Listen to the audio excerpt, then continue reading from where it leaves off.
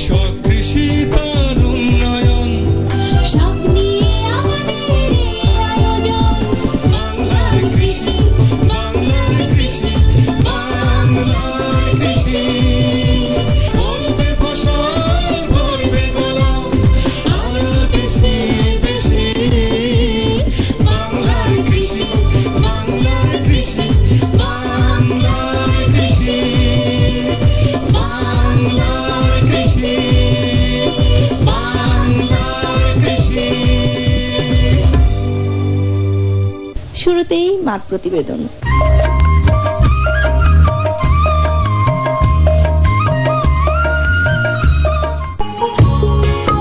বাংলাদেশ ইক্ষু গবেষণা ইনস্টিটিউট ইক্ষু নিয়ে গবেষণার পাশাপাশি সুগার বিট, তাল, খেজুর, স্টেভিয়া এবং গোলপাতা নিয়ে গবেষণা কার্যক্রম পরিচালনা করে আসছে। এজন্য বাংলাদেশ সরকার 9 নভেম্বর 2015 এই ইনস্টিটিউটের নাম পরিবর্তন করে নাম রেখেছে বাংলাদেশ সুগার ক্রপ গবেষণা ইনস্টিটিউট। ইনস্টিটিউটের বিভিন্ন বিভাগ বিভিন্ন মিষ্টি জাতীয় ফসলের গবেষণা করছে। প্রজনন বিভাগ ইক্ষু, তাল, খেজুর এবং সুগার বিট, স্টেভিয়ার মতো নতুন নতুন জাত উদ্ভাবনে কাজ করে যাচ্ছে।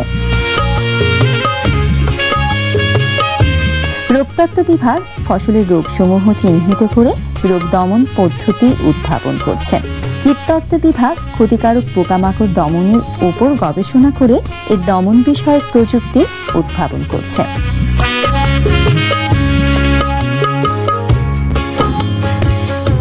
বায়োটেকনোলজি বিভাগ টিস্যু কালচারের মাধ্যমে ইক্ষু, তাল, খেজুর এবং সুগার বিটের চারা উৎপাদন করে যাচ্ছে। আখের পরেই রয়েছে খেজুর ও তালের অবস্থান। স্বাস্থ্যসম্মত ও বিজ্ঞানসম্মতভাবে খেজুর ও তালের রস সংগ্রহ করে চিনি উৎপাদনে এই ইনস্টিটিউট পরামর্শ দিচ্ছে। মিষ্টি জাতীয় ফসলের মধ্যে সুগার বিট বর্তমানে একটি আলোচিত নাম। সম্ভাবনাময় এই ফসলকে চাষি পর্যায়ে হস্তান্তরপূর্বক চাষাবাদের জন্য কৃষকদের উৎসাহিত করেছে। ইতিমধ্যে ইক্ষুর সাথে সাথী ফসল হিসেবে সুগার বিটের চাষের প্রযুক্তি কৃষক পর্যায়ে হস্তান্তর করা হয়েছে।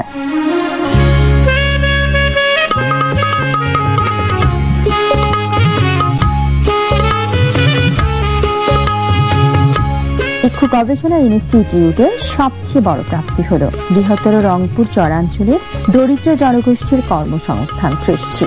চরাঞ্চলে শুধু বালি আর পানিতে ইক্ষু ছাড়া অন্য কোনো ফসল হয় না। চরাঞ্চলের মানুষের মধ্যে এই আখ চাষ আশার আলো জ্বালিয়েছে। বাংলাদেশ সুগার ক্রাফট গবেষণা ইনস্টিটিউটের সফল কার্যক্রমের স্বীকৃতি স্বরূপ এই ইনস্টিটিউটকে বঙ্গবন্ধু জাতীয় কৃষি পুরস্কার রৌপ্য পদক প্রদান করা হয়।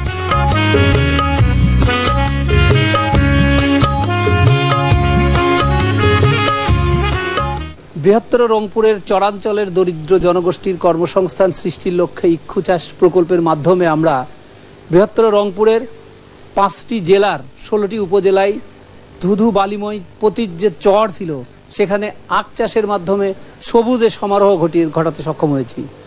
আর এই কারণে যে সমস্ত চরে কোনো ফসল হতো না, শুধুমাত্র কাশ হতো, তাতে বিঘা প্রতি জমিতে প্রায় 1000 থেকে 1200 টাকার কাশ তারা বিক্রি করতে পারতো।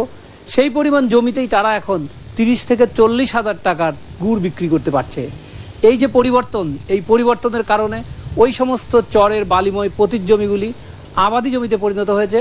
এতে একদিকে যেমন মানুষের উপার্জন বেড়েছে, অন্যদিকে আমাদের এই এলাকার যে ফসল বৃদ্ধি পেয়েছে, আবাদি জমির পরিমাণ বৃদ্ধি পেয়েছে, আর মানুষের যে উপার্জন বৃদ্ধি পেয়েছে সেই উপার্জন বৃদ্ধির কারণেই তাদের জীবনযাত্রার মান এখন অনেক উন্নত হয়েছে।